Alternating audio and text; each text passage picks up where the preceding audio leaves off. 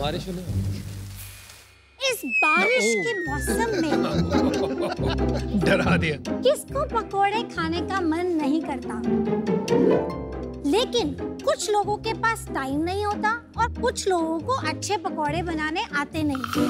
तब आपके पास एक ही ऑप्शन बचती है कि पकोड़े घर पे डिलीवर किए जाए। पर जब तक वो घर आते हैं तब तक वो कच-कच, सौगी, खराब हो जाते हैं। क्या आपने कभी ऐसे पकोड़े खाए हैं जो सौगी ना हो, ऑयली ना हो और क्रिस्पी रहे डिलीवरी पे? नहीं ना।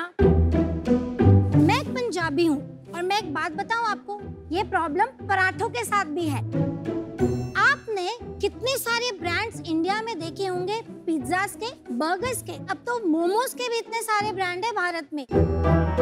लेकिन क्या कोई पराठा और पकोड़ा का ब्रांड है? नहीं। बट ये मार्केट साइज ह्यूमंगस है। तो इस अनटैप मार्केट को टैप करने का हमने निर्णय लिया।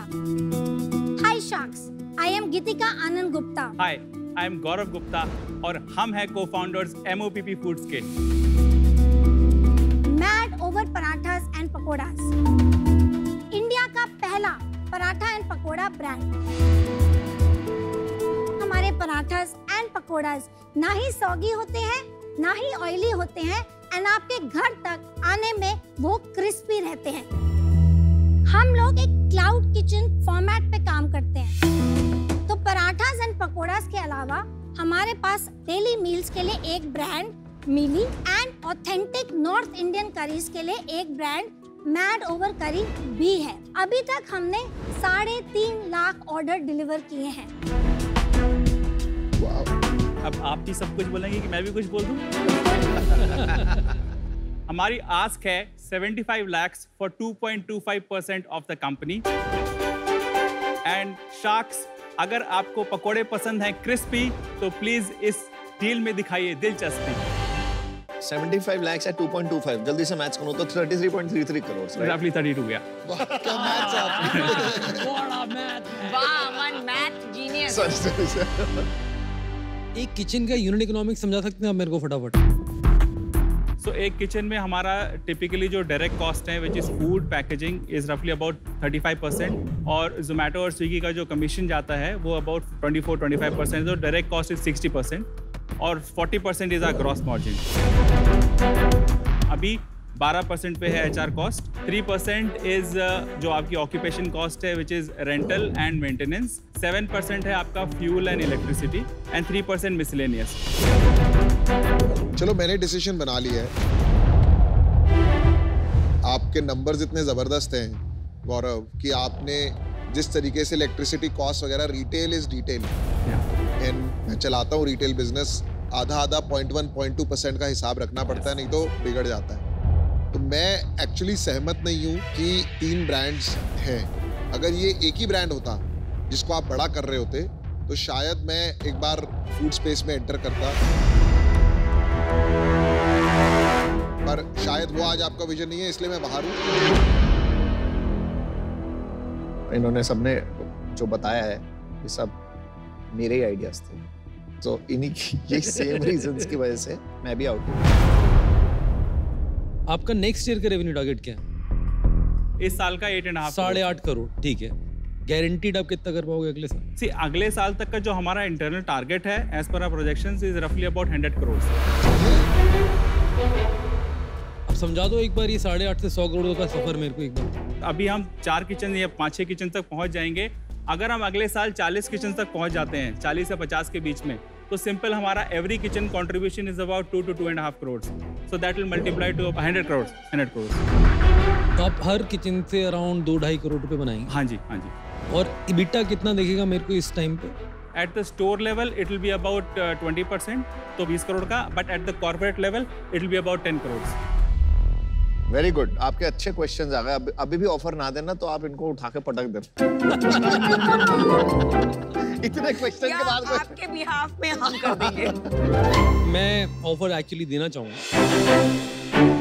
मेरे को आपकी एक तो टीम बहुत अच्छी लगी और आप लोगों की केमिस्ट्री अच्छी लगी। इस स्पेस के लिए मेरा एक्सपीरियंस कुछ नहीं, आपके जरिए शायद सीखने को भी मिलेगा।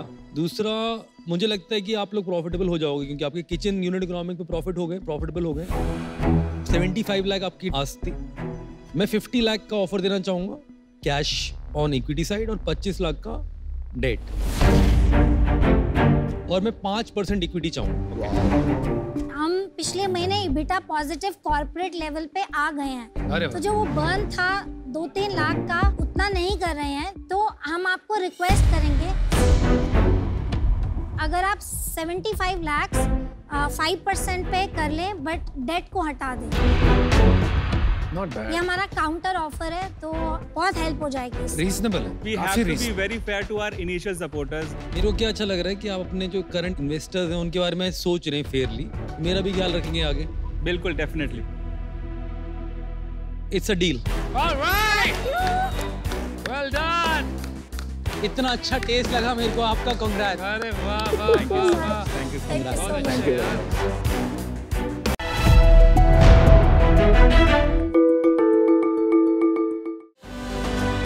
डोबी एक कन्फेक्शनरी ब्रांड है जो कि अलग अलग वेराइटीज़ की कैंडीज़ बनाता है, जिसे आप और हम खाकर बड़े हुए हैं।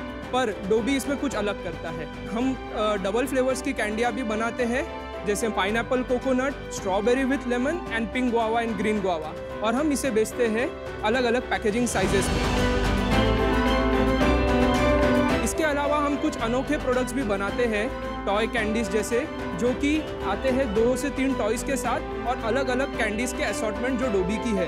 अच्छा, इसकी शुरुआत हमने 2021 में की थी और आज 9 लाख से ज्यादा पैकेट हम इसके बेच चुके हैं। डोबी भारत में 9 स्टेट में 50,000 से भी ज्यादा ऑफलाइन आउटलेट में अवेलेबल है। और अगले महीने से हम आ रहे हैं ऑनलाइन अमेजोन पर भी। तो हम डोबी को बनाना चाहते हैं किंग ऑफ कैंडी, और इसे ले जाना चाहते हैं ग्लोबल स्तर पर। तो इसके लिए शार्क्स हम आए हैं आपके यहाँ 72 लाख फॉर 2% इक्विटी का रिक्वेस्ट करने। 36 करोड़ वैल्यूएशन। सो शार्क्स, चलिए साथ मिलकर बनाते हैं डोबी को किंग ऑफ स्वीट टाइम्स। अरे एक मिनट, अब शुरू होने से पहले आप दोनों गुजराती है? यस, गुजरात। तो आपको मालूम है डोबी का मतलब गुजराती में क्या है? यस, जानते हैं। स्टूपिड। नहीं, डोबी मतलब मैडनेस बोलते हैं हम लोग उसको। नहीं, डोबी, तू डोबी छे, तू डोबो छे। हाँ, ये वो मैडनेस हो गया है। तो स्टूपिड है ना। मैं मेरी वाइफ को 30 साल से डोबी करके बुलाता था। और हम हस्बैंड को गधेड़ो बोलते हैं। नहीं।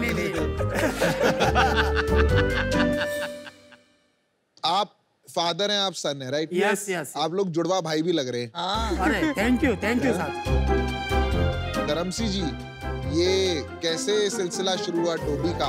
आप क्या बचपन में बहुत कैंडी खाते थे? नहीं पीयूष, अगर मैं अपनी पहले बचपन की जर्नी बताऊं तो मेरी शुरुआत एक बस डेपो से हुई। अरे वाह।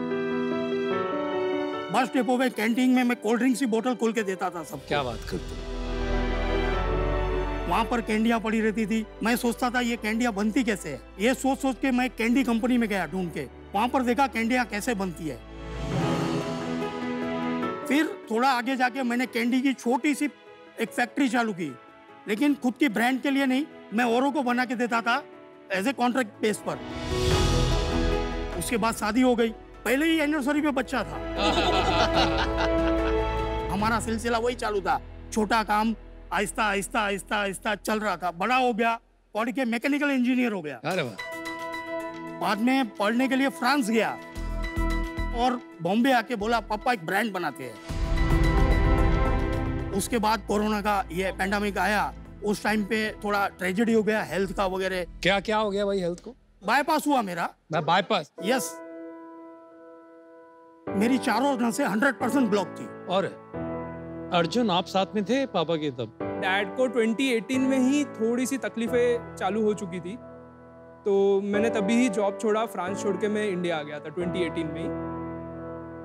मुकेश जी, अब सेहत कैसी है? चेकअप बराबर कराते हैं? यस, 100%। खाने पीने में डाइटिशियन ने आपको दे रखा है? अपनी कैंडीज तो नहीं खाते हो ना? बिल्कुल खाता हूँ। अरे बाप। कुछ बातें ऐसी होती है, कितनी भी मेडिकल बड़ी प्रॉब्लम आ जाए, अगर विल पावर है ना तो आप निकल जाओगे, जैसे मैं निकल गया। नहीं, लेकिन मैं आपको एडवाइस करूंगी, पॉजिटिव एटीट्यूड इम्पोर्टेंट है, लेकिन आप ये सब चीजें थोड़ा लिमिट में खाइए। तो मैं आपको ऑफर देना चाहूंगा, वाओ, मैं जो वैल्यूएशन देना चाहूंगा मैं आपको 72 लाख देना चाहूंगा, जिसके अंदर 40 लाख का होगा इक्विटी इन्फ्यूजन, जिसमें मैं 5% चाहूंगा इक्विटी, यानी कि मैंने आपकी वैल्यू लगाई 8 करोड़ और 32 लाख का लोन होगा 12% पे। ये आप 32 लाख अगर 11% पे दोगे ना इंटरेस्ट पे तो डील हो जाएगी। 11%, सही बोला। यार मुझे क्या मजा आ रहा है ना, ये जो आपने टॉय डाला है ना इसमें, आप अभी तक समझ नहीं पाए हो, लेकिन ये काफी अच्छा बिजनेस बन सकता है। अगर इसको बनाना है तो वही किंडर जॉय, वही रिगलीज कंपनी, जानते हो यूएस में कितनी बड़ी कंपनी है। अनुपम, इवन मैकडॉनल्ड्स का हैप्पी मील, हाँ, बच्चे वो हैप्पी मील के लिए जाते हैं। ये मजेदार है। ये 72 lakh 11% last and final offer, क्या बोल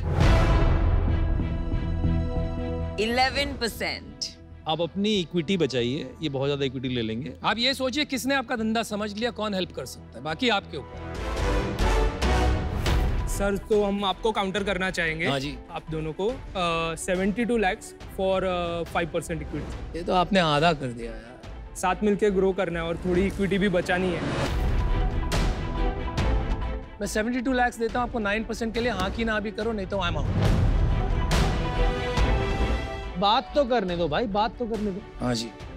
72 लाख 7 अभी क्लोज करो। ओह, आप दोनों ही साथ में आइए सर। आ जाते हैं। अगर अमित मानता है तो 10% हम कर सकते हैं, ठीक है, लेकिन उससे 72 नीचे लाख नहीं 10% 5 ईच। आप बताइए, इससे नीचे मैं नहीं जाऊंगा भाई। बोलो जाता हूँ बड़े बहुत अच्छे है तो बहुत फायदा होती है 8% दे ना ना ना ना ना एक बार डिस्कस कर लो, आराम से बात कर लो।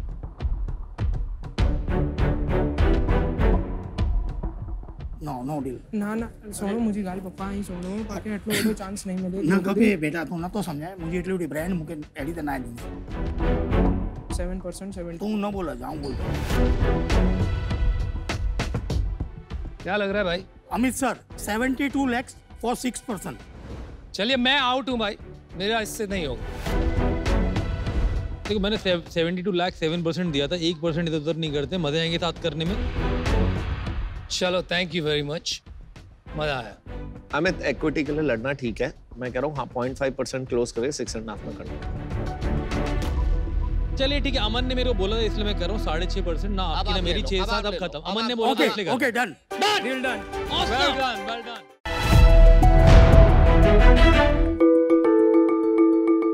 मेरा नाम है मुकुल और मैं दिल्ली से हूँ और मैं आपको मिलवाऊंगा एक मॉडर्न डे कबाड़ी वाला से जिसका नाम है स्क्रैप अंकल। ये कबाड़ी वाला आपके घर आवाजें मार के नहीं बल्कि स्क्रैप अंकल ऐप या वेबसाइट के जरिए आता है। ये एकदम ट्रेंड और वेरीफाइड एजेंट है जो आपके एड्रेस पे आके आपके स्क्रैप को 100% एक्यूरेसी के साथ वे करता है और आपको उसकी बेस्ट वैल्यू प्रोवाइड करता है। ये इतना रिस्पॉन्सिबल है कि उस कबाड़ को खुद ही रिसाइकलिंग के लिए भेज देता है और आप इसको अपने घर के लिए ही नहीं अपने ऑफिस या कंपनी का स्क्रैप देने के लिए भी बुला सकते हैं। शख्स पिछले 2 सालों में स्क्रैप अंकल ने दिल्ली एनसीआर रीजन में 22,000 से ज्यादा पिकअप्स कंप्लीट किए हैं, जिससे हमने 14 लाख किलो से ज्यादा स्क्रैप रिसाइकलिंग के लिए भेजा है। हम स्क्रैप अंकल को इंडिया का सबसे बड़ा ऑनलाइन रिसाइकलिंग प्लेटफॉर्म बनाना चाहते हैं। इसके लिए मेरी आपसे आस्क है 60 लाख रुपए की अगेंस्ट 3% इक्विटी। तो sharks, will you join my hands to cut the crap with scrap uncle? Welcome Mukul to Shark Tank. Thank you. थोड़ा एजुकेशन बैकग्राउंड, ये आइडिया कैसे आया, वो भी कबाड़ी वाला, इतनी यंग एज में, कोई सोचता नहीं है आप? तो सर एक्चुअली मैं IIIT दिल्ली से मैंने बीटेक किया है और इससे पहले मेरा ड्रोन्स का स्टार्टअप था। ड्रोन से कबाड़ा? हाँ, तो मतलब बहुत ही नेक्स्ट लेवल फ्लिप है। तो वो एक तरह से एक एंटरप्रेन्योरियल प्रोजेक्ट था जिसमें हमें ग्रांट मिली थी लॉकहीड मार्टिन और टाटा ट्रस्ट से। और उसमें एक्चुअली हुआ ये कि मेरे को फाउंडर्स भी मेरी एज के ही थे, तो उन्हें मास्टर्स में इंटरेस्ट था ज़्यादा, तो वो भाग गए, ड्रोन स्टार्टअप चला नहीं। तो फिर हमेशा से स्क्रैप अंकल पे मेरी नज़र थी, मतलब आइडिया था मेरे मन में। तो मेरे को बचपन से रोबोटिक्स में इंटरेस्ट था और मेरे मामा एक स्क्रैप डीलर है, तो मैं उनकी जंक यार्ड में जाके इलेक्ट्रॉनिक कंपोनेंट्स ढूंढता था अपने प्रोजेक्ट्स के लिए, रोबोट्स के लिए, और बहुत देर बैठता था वहाँ पे। मेरे लिए तो वो जन्नत थी। ये लिंक मिला ना। फिर मेरे को थोड़ा आइडिया था कि सेक्टर कैसे चलता है, एंड जब मैं दिल्ली मूव किया मैंने देखा कि ये सब तो अनऑर्गेनाइज्ड सेक्टर को ऑर्गेनाइज कर रहे हैं, जैसे स्विगी, जोमेटो, ये सब। तो मुझे लगा कि अभी क्या बचा है जो ऑनलाइन नहीं गया। तो फिर मुझे लगा ये चीज अभी बची है जो कि रोजमर्रा में यूज होती है, बट अभी ऑनलाइन नहीं गई। तो फिर मैंने रिसर्च करनी शुरू करी, सारी स्क्रैप की मार्केट्स एक्सप्लोर करी, और फिर हमने स्क्रैप अंकल शुरू किया। मुझे नहीं पता कि ये हर सिटी में एक ऐसा स्क्रैप अंकल किंग बनेगा या आप अकेले पैन इंडिया एक बड़ा बिजनेस बना पाओगे। पर मुझे लगता है आप काफी पैशनेट एंड बहुत क्लैरिटी वाले इंसान हैं। मुझे उस पे बेट करना है, तो मैं आपको ऑफर करती हूँ 30 lakhs in equity for 5% of the business, which is 6 crore का वैल्यूएशन। एंड उसके अलावा जो आपका वर्किंग कैपिटल है तो 30 lakhs in debt at 12% interest. I am absolutely fascinated by you. बहुत कम ऐसे entrepreneurs आते हैं जो इतना दिल को छू जाते हैं। पर honestly मैं बता रही हूँ कि मुझे दिख नहीं रहा है मैं कहाँ value add कर पाऊँगी। And for that reason I'm out. मेरे कार स्क्रैपिंग है एक बिजनेस जो काफी बड़ा हो रहा है, ये आपका ही एक एक्सटेंशन बनेगा। इसमें है सरकार का रेट, अभी शुरू किया, अभी रिसेंटली हमने एक बहुत बड़े व्हीकल स्क्रैपर के साथ टाई अप किया है। तो ये जो है हमारी इंडस्ट्री का सबसे बड़ा इंपॉर्टेंट मूवमेंट है, जहाँ पर 10 साल 15 साल की गाड़ियाँ स्क्रैप होने वाली हैं। बिल्कुल उसी का ही वॉल्यूम इतना ज्यादा होने वाला है, बिलियन ऑफ डॉलर्स तो वही आने वाली हैं गाड़ियाँ जो स्क्रैप होना मैंडेटरी है बाय लॉ। ऑफर कर रहे हो कि नहीं कर रहे हो? ऑफर में दूंगा विनीता, आपसे बेटर ऑफर ही देंगे, तभी तो वो सुन रहे हैं। मैं कोई डेट वेट में बिलीव नहीं करता, क्योंकि मुझे लगता है कि आपका वर्किंग कैपिटल का रिक्वायरमेंट है। 60 लाख रुपए मैं आपको पूरा अपफ्रंट इक्विटी में देना चाहता हूँ। कितने % इक्विटी? मैं बता रहा हूँ, अभी बता रहा हूँ, बिल्कुल बता रहा हूँ। आप लाइफ में कभी 1 मिनट नहीं लेते ना सेलिब्रेट करने के लिए, आप सीधा। तो अभी मैं 60 लाख आपको दे रहा हूँ, मैचिंग विनीता's ऑफर ऑफ 6 करोड़ 10% चाहिए मेरे को, और आप काउंटर दे सकते हो मेरे को। चलो मैंने 8%। कोई ज्ञान व्यान नहीं देना है मेरे को। 60 लाख रुपया। एक सेकंड रुको, मैं अपना ऑफर रिवाइज कर रहा हूँ। 7% लेऊंगा मैं, 60 लाख 7%। अनुपम से बेटर। मैं आपको 6%। 60 लाख 6%। जल्दी बताओ यार, टाइम निकला यार। तो अब मैं आपको फिर से बताता हूँ, जब तक मैं खत्म होऊंगा ऑफर फिर से रिवाइज हो जाएंगे। एक ऑफर है 60 लाख 7%, अनुपम का ऑफर है 60 लाख 6%, विनीता अभी चुपचाप सांस ले रही है। देखो मेरा लास्ट एंड फाइनल ऑफर है 60 लाख 5%, 5%। आपने बहुत ज्यादा टाइम लगा दिया, मैं आउट हूँ इससे।